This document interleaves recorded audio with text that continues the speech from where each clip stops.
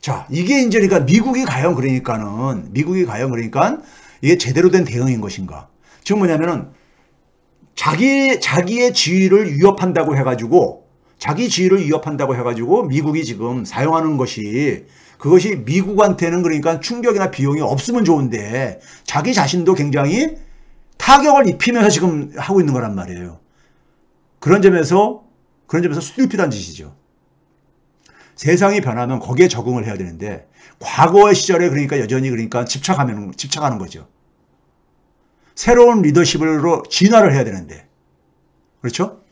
그 다음에 일본입니다. 일본은 여러분들 여러 번 얘기했는데 신흥국 수준으로 전락이 됐다 이거예요. 일본이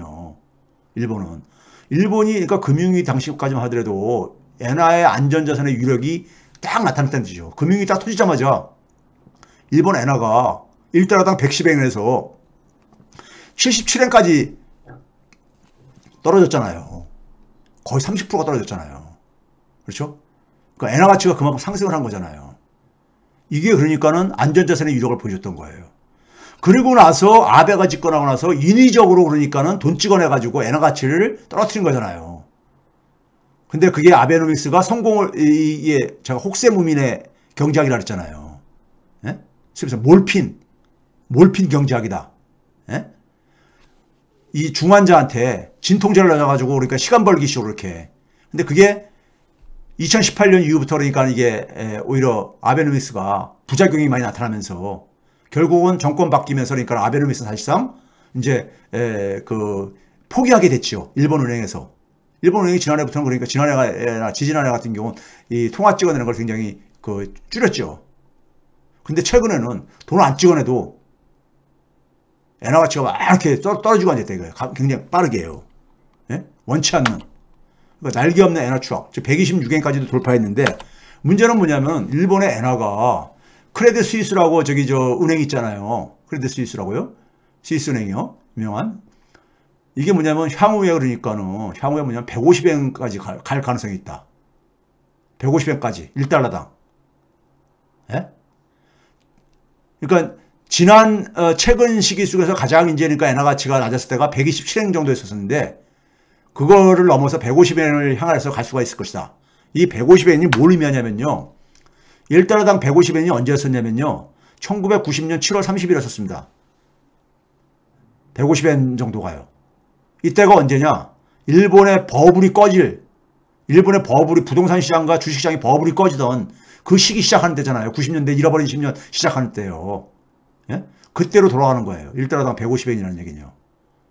잃어버린 30년 전으로 해결하는 거죠. 이게 문제는 뭐냐면은 정책적으로 이렇게 그러니까 엔화 가치 떨어뜨리는 게 아니라 그냥 시장의 힘에 의해 가지고 이렇게 갈 수가 있다는 얘기예요. 시장의 힘에 의해서. 예? 아베노믹스는 정책적으로 인위적으로 이렇게 만드는 것다면 이거는 근데 이제 이거는 시장의 힘에서 이렇게 갈 가능성이 있다는 얘기예요. 예? 일본이 마지막 버팀목이 안전자산에 유상했는데 그것조차도 잃어버린 30년 전으로 회귀한다는 얘기는 경제 규모는 GDP나 수출이나 이런 것들이 달러 기준으로 이렇게 떨어진다고 했잖아요. 제가요. 잃어버린 30년이 우리가 진행됐다고 그랬잖아요. 근데 통화가치조차도 이렇게 돼버린다는 얘기인 겁니다. 그런 점에서 마이너스성 게임의 가장 1차 희생양이 저는 일본이라고 봅니다. 일본이라고 봐요. 앞에서 얘기했던 거죠. 공급 생태계 충격에서 가장 취약한 나라가 일본 경제인 겁니다. 그러니까 신흥국 같은 충격이 지금 오는 거잖아요. 화폐 가치가 가장 많이 떨어진 나라잖아요. 예? 화폐 가치가. 이게 과거는 상상할 수 있는 거냐고요. 원화 가치가 더 떨어진다. 이거 상상할 수 없는 거였었어요. 과거에는요. 그렇죠? 그런데 금리 인상도 못하고 금리 인상을 거부도 못하고 이런 상황에 빠져 있다 이거예요. 그러면서 이 공급 생태계 충격이 물가도 올리고 실질 임금은 떨어뜨리고 무역 적자는 심화시키고 경기는 침체시키고 예? 지난 5년간 동안에 일본 경제는 마이너스 성장했거든요. 문재인 정부 5년 동안에. 예? 근데 지금 경제가 굉장히 안 좋아지고 있잖아요. 그렇죠? 그래서 선진국 중에서 스태그플레이션 가능성이 가장 높은 나라가 일본이란 말이에요. 일본. 예? 자, 이거 지난번에 얘기했던 거죠. 그런 점에서 지금 세계 경제는 저는 뭐냐면 헬게이트의 문이 열리고 있다 이거예요. 헬게이트가 열리고 있다 이거예요. 네? 왜? 세계화로 그동안 세계 경제가 같이 번영을 했는데 여기에 중국이 부상을 하고 그 다음에 뭐냐면은 미국 같은 경우는 두 개의 전쟁을 치렀잖아요. 2000년에 들어서요. 이라크, 아프가니스탄. 그걸로 막대한 그러니까 국가 재정을 쏟아붓고 그 다음에 금융위기가 터지고 팬데믹이 터지고 그 다음에 불평등이 극심해지고 금융위기의 원인의 대표적인 게 불평등인데 그것도 하나도 해결이 안 되고 공동체에 대한 엘리트들은 그러니까 책임의식이 없고 세금 안 내겠다고 하고 앉아있고 국가가 돈 쓸 일은 많은데 이걸로 인해서 미국 국력은 쇠퇴했다 이겁니다. 지난 20년 동안 빠르게. 여기다가 그러면 미국이 됐을 때 그 대안으로 과거에 유로존을 얘기했는데 유로화를 가지고 쓰는 19개 국가가 한때는 유로화가 그러니까 달러를 대안으로까지 얘기됐었잖아요. 근데 유로존이 이기 위해 보니까 유로존이 제대로 작동하려면 잘 힘이 합쳐져 협력이 잘 돼야 되거든요. 19개 국가가 잘 협력을 해야 되는데 이게 잘 안 되더라 이거예요. 안 되다 보니까 유럽의 회복이 지연되고 유럽의 활력은 약화되고 거기다 보면 일본도 몰락하고 그러니까 전통적인 선진 국가들이 지금 힘이 다들 이렇게 지금 쇠퇴하고 있는 거예요. 예? 그런 상황 속에서 중국의 부상을 그러니까 이걸 못 막는 겁니다. 늦었다 이겁니다. 개입이. 예? 거기다가 이제 뭐냐면 러시아까지 이제 그러니까는 군사력에서 세계 2위인 러시아를 또 이제 그러니까 해가 상대를 하겠다 보니까 그 속에서 뭐냐면은 세계 경제에 부담을 줄 뿐만 아니라 자기 자신들도 지금 유럽, 일본뿐만 아니라 미국도 이 러시아에 그러니까 러시아 이 와해시키기 위한 걸로 인해서 상당한 비용을 지불하고 있잖아요. 비용을 지불하고 있잖아요. 예? 더 약화될 겁니다. 더 약화될 거예요. 그래서 그런 점에서 이렇게 파편화되는 즉 국가 간의 협력이 복구가 안 되면요. 금융위기 이후에는 어떻게 했습니까요? 금융위기 이후에 가장 그러니까 그 당시에 유행했던 단어가 뭔지 아세요? 키워드가 국제공조였었습니다. 그래서 G20 만들면서 공동의 재정정책을 쓰자. 공동의 통화정책을 쓰자. 다 국제공조를 그 당시에는 한 목소리로 다 얘기를 했었어요. 그것만이 우리가 이 금융위기 충격에서 벗어날 수 있는 길이다 했었다고요. 근데 지금은 국제공조라는 말은 완전히 없어져 버렸잖아요.